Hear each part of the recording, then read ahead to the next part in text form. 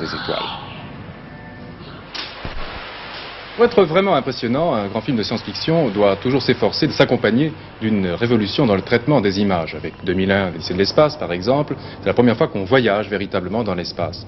Avec Alien, on découvre le véhicule de ce voyage, le fameux vaisseau spatial avec sa vie à bord. Et puis, dans l'Empire contre-attaque, c'est la première vision de mondes étrangers, c'est une vision étoffée et pleine. Nous y découvrons également beaucoup d'autres prouesses, autant sur le plan des idées que sur le plan des technologies employées. Et on peut se demander lesquelles. Eh bien, tout de suite, nous allons nous tourner vers un personnage que vous connaissez bien, ce brillant personnage de métal qui est C3PO, premier à entrer dans le temps X. Welcome to Tom X. I am C3PO, Human-Cyborg Relations, and this is my counterpart R2-D2. R2 says, bonjour. We're very happy indeed to be in France, and even more happy to be the guests of Igor and Grisha. We all look forward to seeing you in The Empire Strikes Back.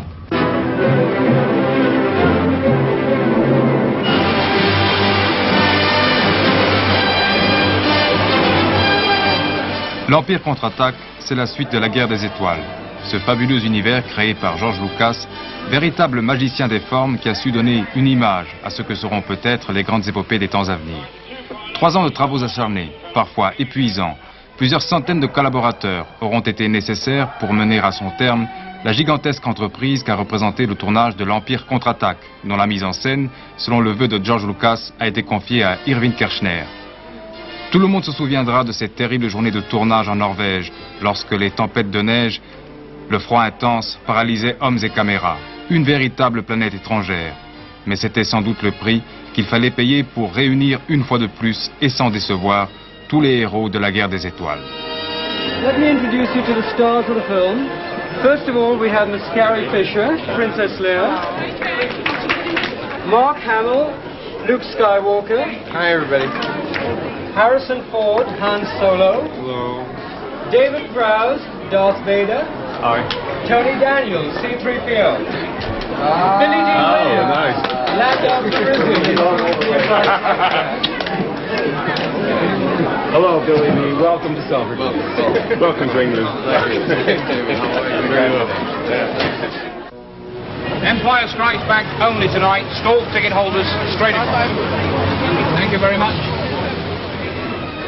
Après la projection publique, pour la première fois dans le monde de l'Empire contre-attaque, le doute, désormais, n'était plus permis, car chacun sentait bien que ce film était résolument différent du premier, à la fois dans le jeu des personnages, dans la complexité des situations et dans l'ampleur de la mise en scène. La preuve venait d'être faite que l'Empire représentait bel et bien un épanouissement des qualités auxquelles on avait été tellement sensible dans la guerre des étoiles. Et ainsi, ni George Lucas et Gary Kurtz, les producteurs, ni Irving Kershner, le réalisateur, n'avaient-ils plus aucune raison de penser que l'Empire ne dépasserait pas sans doute en tous les points la guerre des étoiles. Et c'est dans une atmosphère où personne ne dissimulait sa joie que nous avons fait la connaissance de tous les héros de cet extraordinaire univers dont les 12 films en projet représentent la plus grande saga de science-fiction des temps à venir. Have the tickets ready, please.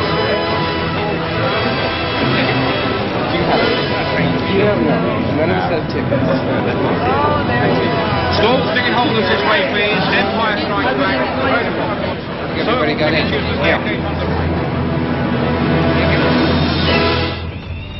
Hello, Mr. C-3PO. Bonjour, Monsieur C-3PO. Je suis Grishka Bogdanov et je suis très heureux de vous rencontrer. Nice to meet you, Mr. C-3PO. In name of Time X, we are very happy to see you. J'ai cru que vous étiez 2 robots.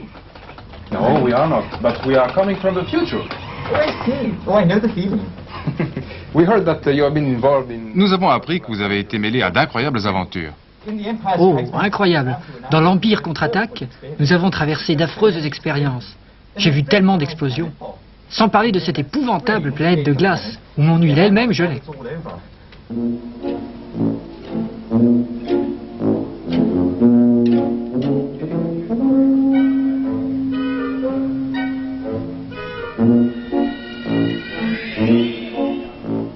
L'Empire contre-attaque, c'est d'abord un ensemble de performances techniques sans précédent, qui ont laissé loin derrière les prouesses de la guerre des étoiles. Il a fallu recréer en studio des centaines de paysages différents, en taille réelle ou en miniature, comme ce décor de montagnes glacées, qui seuls pouvaient rendre plausible l'évolution des maquettes spécialement conçues pour le film. Ces monstres de métal, par exemple, sortes de chevaux de Troie à l'intérieur desquels se dissimulent les guerriers de Dark Vador, sont animés image par image et filmés par des caméras commandées par ordinateur. Par la suite, ces images sont intégrées aux scènes tournées à l'extérieur et l'illusion ainsi créée sera parfaite. Okay, good.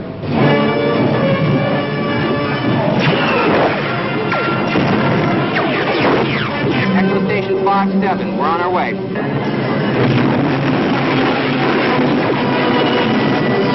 All right, boys, keep tight now. Look, I have no approach vector. I'm not set. Steady, Jack. Attack pattern Delta. Go now. All right, coming in.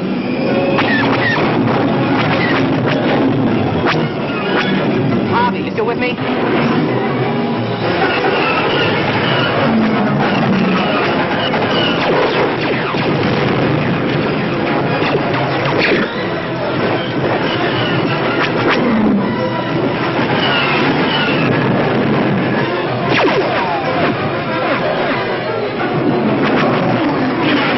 That armor's too strong for blasters. Rogue group, use your harpoons and tow cables. Go for the legs. It might be our only chance of stopping them. Toutes les scènes de la planète des glaces, qui sert de refuge à la princesse, à Han Solo, à Luke Skywalker, ont été tournées en Norvège. Aussi bien selon les dires du réalisateur que selon les acteurs et les techniciens, cette période du tournage a été particulièrement difficile. Le froid était parfois si intense que, non content de s'attaquer aux hommes, il rendait impossible le maniement du matériel et des caméras gelées. Dans de telles conditions, jouer correctement son rôle tenait de la performance, surtout lorsque ce rôle est particulièrement difficile, comme en témoigne Anthony Daniels, qui incarne le robot C-3PO. Il y a deux sortes de problèmes dans mon rôle du robot C-3PO. Le premier tient dans la difficulté purement psychologique d'être enfermé dans une boîte de métal de laquelle il est impossible de sortir. Et avec mes mains, je ne peux même pas atteindre ma tête, car mes bras ne sont pas articulés pour aller plus haut. Par exemple, le C-3PO ne peut pas manger de sandwich. L'autre problème est d'ordre physique. Porter un costume de métal n'est pas simple, c'est coupant, on se pince la peau, vous êtes bloqué dans certaines positions et la tête, par exemple, ne pivote que de 30 degrés de gauche à droite. D'autre part, mon champ de vision est très restreint, comme si j'étais à l'intérieur d'un tunnel.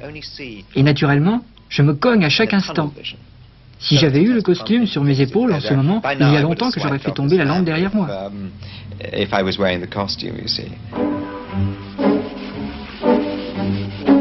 Et qui aurait pensé avoir le célèbre R2-D2 glissé à petits bruits électroniques sur le sol, qu'un homme de très petite taille du nom de Kenny Baker pouvait prendre place à l'intérieur pour en guider certaines évolutions particulièrement délicates.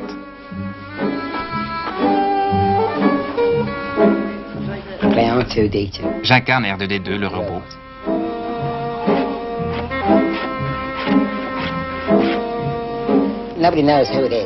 Personne ne sait qui je suis, mais pourtant tout le monde pense qu'il y a quelqu'un à l'intérieur du robot. They don't know me personally, but they know that I'm in there. They're not lying, they're just... Le langage du robot tient dans un gazouillis d'effets électroniques que, bien sûr, je n'apprends pas par cœur. C'est l'affaire des responsables des effets spéciaux. So I don't have to really learn any script. Mais au-delà des prouesses techniques, l'Empire contre-attaque représente aussi un approfondissement certain du jeu et de la personnalité des acteurs, auxquels on ne pourra plus reprocher le caractère un peu stéréotypé qu'on leur a connu dans le premier film. Au schématisme des affrontements antérieurs se substitue un ensemble dont la subtilité, les contradictions, parfois même une certaine gravité, contribuent à la naissance de véritables personnages, à commencer par celui de la princesse Leia. You hear me? Huh?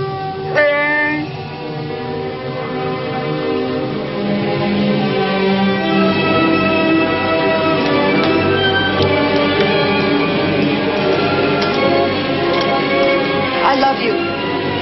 I know. Bien sûr, je suis toujours la princesse à la tête des forces rebelles. Notre base ayant été découverte par les forces de l'Empire, j'ai été une fois de plus obligée de fuir à bord du Falcon, en compagnie de Solo, de Chewbacca et de C-3PO. And we were trying to escape the Empire through several adventures and Close calls, I think you call them. But yourself, you Vous avez beaucoup changé entre les deux films. Je pense que les personnages de ce film ont une dimension plus étoffée qu'auparavant. C'est difficile à dire, mais je crois que la princesse est plus douce, plus humaine, probablement moins intransigeante. Not as self-righteous, you know? Maybe. Enfin, il y a le personnage sur lequel repose à la fois toute l'action et toute la philosophie du film. Luke Skywalker, autrefois un personnage sans ombre et par conséquent sans lumière, qui était inscrit malgré lui dans une situation dont on pouvait dénoncer le manichéisme souvent trop simple. Aujourd'hui, Luke a une perception beaucoup plus problématique de l'univers dans lequel il évolue. Sa personnalité, à lui aussi, se sera singulièrement approfondie. Feeling all right, sir? Feels like new, Dak. How about you? Right now, I feel like I take on the whole empire myself. I know what you mean. Vous avez beaucoup changé depuis vos premières aventures dans la guerre des étoiles. Oui, la guerre des étoiles a été conçue comme une grande saga étalée sur le temps. Ainsi, il est normal que les personnages du deuxième film aient évolué, en particulier le rôle que j'incarne, ne serait-ce que parce que j'ai davantage d'expérience que dans le premier volet. Je suis sûr que Luke a désormais beaucoup plus de profondeur, en particulier sur le plan idéologique. Avant, son seul projet, c'était de quitter sa planète natale, parce qu'il s'y ennuyait. Et il ne se souciait ni de la rébellion, ni de l'Empire. Son but, c'était de découvrir l'univers, de partir à l'aventure. En fait, c'est malgré lui qu'il a été entraîné dans la guerre contre l'Empire. Aujourd'hui, au contraire, il est devenu conscient. And it didn't matter whether it was the rebellion or it was the empire. He just wanted to leave home and see what was beyond the horizon. And circumstances dictated his involvement in the rebellion. What is exactly the force? Marc Hamill, que représente exactement la force pour vous? Well, I think really one of the nice things. Une des subtilités de la guerre des étoiles, c'est que la force peut être interprétée différemment par chacun. Demandez à 100 personnes de définir cette fameuse force et vous obtiendrez 100 réponses différentes. Certaines pourront se référer à la science, d'autres à la religion, ou la mystique. Mais de toute façon, sauf pour des esprits superficiels, la force est avant tout un grand thème philosophique. Delve. The Force is with you, young Skywalker. But you are not a Jedi yet.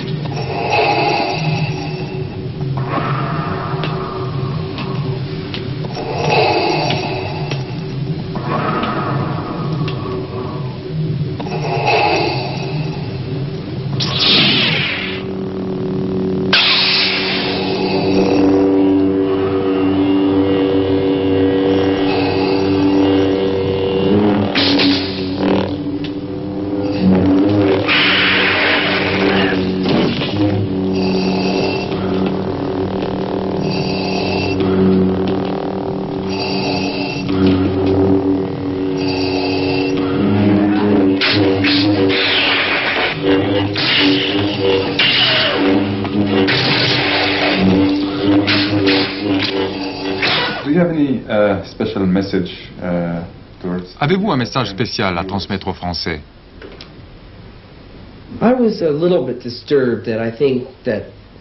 Ce qui me gêne un peu, c'est que les Français ont généralement un regard beaucoup plus politique que les Américains. Certes, je ne dis pas qu'ils ont tort,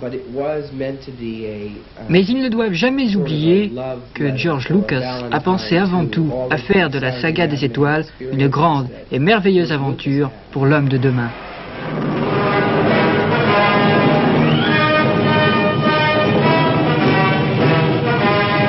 Je suis très heureux d'être à bord du vaisseau de Temps X. Avec l'Empire contre-attaque, la saga des étoiles, pourtant, ne fait que commencer.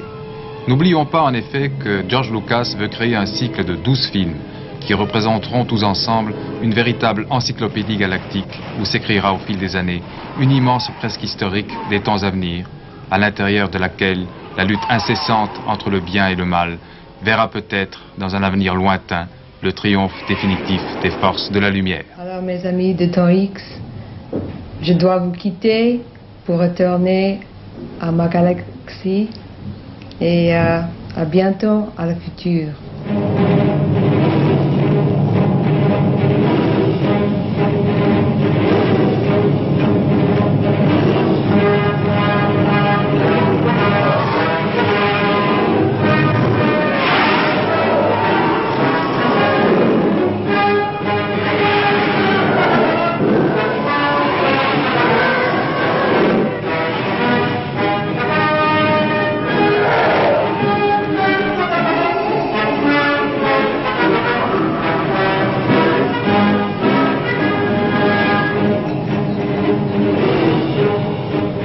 À bientôt dans le futur, disait donc la princesse Leia. Eh bien, c'est dès le 20 août que vous pourrez découvrir ce futur du deuxième volet de la guerre des étoiles. Et tout de suite, la première question, en quoi y a-t-il rupture entre ce premier volet que tout le monde connaît et ce que nous venons de découvrir? Eh bien, toutes les personnalités qui ont collaboré à ce film, tant les acteurs que le réalisateur ou le producteur, sont d'accord pour reconnaître que ce film n'a plus du tout de point commun avec le premier. Si ce n'est peut-être dans ses grandes lignes, dans ses structures, mais les personnages, les situations ont changé, sans doute parce que la réalisation n'est pas la même, elle a été confiée cette fois à Irving Kershner, sans doute parce que l'intervention d'un très grand écrivain de science-fiction américain, Leigh Brackett, qui malheureusement est décédé quelques mois après la préparation du film, a contribué à développer des situations extraordinaires qui font que ce film ressemble aujourd'hui à un univers d'heroic fantasy davantage qu'à un univers de science-fiction au sens strict du terme. Sans doute aussi parce que l'histoire ne se répète pas. On a dit parfois pour le premier qu'il y avait un certain nombre de côtés un petit peu caricaturaux, simplistes. Oui, ça a été le grand reproche qu'on a fait à George Lucas. On lui a reproché de transmettre une notion assez fruste, assez élémentaire de l'impérialisme américain jusque dans les étoiles. Au fond, si la guerre avait lieu au Vietnam, on pouvait tout aussi bien envisager qu'elle aurait lieu dans un navire lointain jusque dans le fond de l'univers. Mais ce n'est pas tellement ce qu'a voulu construire George Lucas dans la guerre des étoiles. Ce qu'il a voulu construire, c'est un univers d'abord qui soit merveilleux, un univers extraordinaire à regarder. C'est le tour de force que nous avons vu dans le premier et que nous verrons dans l'Empire contre-attaque. Et ce qu'il a voulu aussi mettre en évidence, c'est que peut-être la guerre de l'avenir n'aura pas la même forme que celle que nous avons connue dans le passé. Ce n'est plus une guerre territoriale dont il est question dans la guerre des étoiles, mais une guerre mentale. C'est l'affrontement de deux ordres de l'esprit, les forces du bien contre les forces du mal. Et bien donc, rendez-vous à partir du 20 août prochain pour découvrir ce nouvel univers de la guerre des étoiles. Nous avons d'autres rendez-vous à prendre à partir du 5 juillet prochain. Temps X, vous le retrouvez